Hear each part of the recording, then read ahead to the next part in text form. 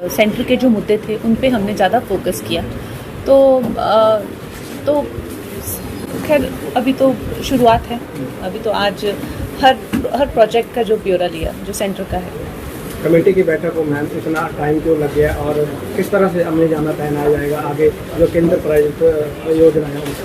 एक कमेटी की मीटिंग को देखिए टाइम लगा नहीं है क्योंकि अभी हमारा 1 साल भी पूरा नहीं हुआ है और अगर आप देखें तो कमेटी बनने में भी वक्त लगता है और हमारे प्रदेश के भी जो है लोकली चुनाव भी चल रहे थे और बाकी हमारे भी इन 8 महीनों में 5-6 महीने तो संसद में ही बीते, तो बाकी सांसदों की अपेक्षा बहुत जल्दी ये हुई है। ये बात अलग है कि आप लोग मुझे इतना चाहते हैं कि मुझे देखने के लिए उतावला रहते हैं, शायद इसीलिए आपको लगता है कि मैं बहुत लेट हो गई, पर मैं बिल्कुल भी लेट नहीं हूँ। जैसे आज भी हम लोगों ने कितनी MP लैड में डिस्कस किया कि एक साल पहले जब मैंने शपथ ली थी तब के MP लैड मैंने दिए हुए हैं, तो वो दिए हुए हैं क्योंकि मैंने दौरे किए हुए हैं।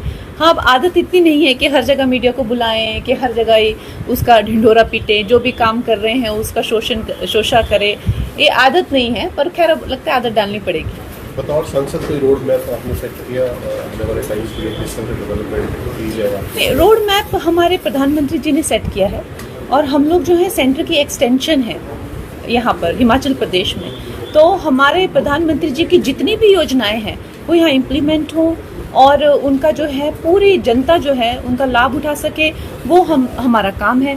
बाकी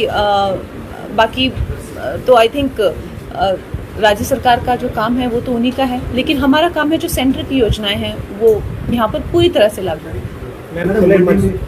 खुले मन से आपके द्वारा जो बिजली बिल को लेकर कहा जा रहा है कि प्रदेश सरकार के द्वारा बिजली बिल बढ़ाए गए हैं और आपका भी 1 लाख है, लेकिन MD ने प्रेस वार्ता की और उन्होंने कहा है कि आपने जो बिल भरा नहीं है 2 महीने। देखिए, MD ने जो कहा है आप उसकी जो है एक तरह से जाके आपको सारे डिपार्टमेंट से एक डेटा ले लीजिए और मुझे दिखाइए, मेरे पास आइए कि पिछले मार्च फेब में मेरा कितना बिल आया था, दिखाइए मुझे। अगर 5,500 रुपया मेरा बिल आया था पिछले साल, इस महीने मेरा बिल जो है, चलो वो कहते हैं कि 20,000 रुपये पहले के भी थे, तो 70,000 रुपया के मैंने वहाँ पे कोई फैक्ट्री लगाई क्या, मैंने वहाँ पे कोई एक्सटेंशन की क्या, एक भी AC मैंने वहाँ पे लगवाया नया? तो अचानक से जिस घर का बिल 5,500 रुपये आता था, उस घर का बिल अगर आप कह रहे हैं कि चलो 20,000 पहले भी पेंडिंग था, तो 90,000 है 1 लाख में से वो आप डिलीट करें, तब भी तो 60-70,000। आप बताइए, आप अपने सही दिमाग से अगर सोचें तो क्या ये स्वाभाविक है किसी घर का बिल आना लाखों में? आप देखिए, आप किसी सत्ता पक्ष विपक्ष से इस तरह की बातें ना फैलाएं कि कल को सबका ही जीना यहाँ मुश्किल हो जाए, है ना। तो उस बात का आप ध्यान रखें कि किसी भी घर का बिल लाखों में नहीं आता है बिजली का। और आप लेके आइए डेटा मेरे पास कि क्या उस घर का बिल 5,000-5,500 आता था क्या? अगर हमेशा मैं 8 सालों से वहाँ रह रही हूँ, 8-10 सालों से, अगर हमेशा से उसका बिल आता था उतना, तो मैं अपने शब्द वापस लूँगी। मैंने कभी दिया ही नहीं लाखों में बिल। ये अभी मेरे साथ हो रहा है, पिछले 4-5 महीनों में इन्होंने ये शुरुआत की है, उससे पहले कभी हुआ ही नहीं ऐसा।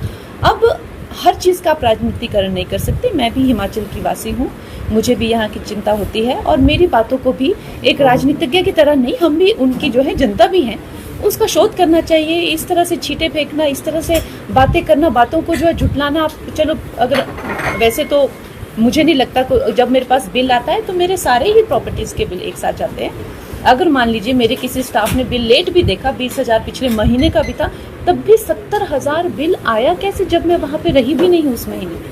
तो ये बातें हैं। खैर, मैं बहुत ज़्यादा इन पे इतना चर्चा नहीं करना चाहती, लेकिन किसी को झूठा ठहराना, उसकी समस्याओं को, जो उसके साथ अन्याय हो उसको ट्रिविलाइज करना, ये उनको शोभा नहीं देता, खासकर जब वो सत्ता में हैं। और जो बिजली विभाग के भी कर्मचारी हैं, उन्हें भी ये बातें शोभा नहीं देती।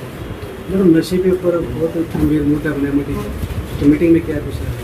देखिए, नशे को जो है लेकर, जो चाहे चिट्टा हो, चाहे हेरोइन हो, चाहे शराब हो, जो जिस तरह से अवेयरनेस कैंपेन्स करने हैं, स्वस्थता को बढ़ाना है, उसमें हम सभी ने जो है अपने जो है सुझाव भी दिए और जो कार्य उसके लिए किए जा रहे हैं उनकी हमने सर्वेक्षण भी किया।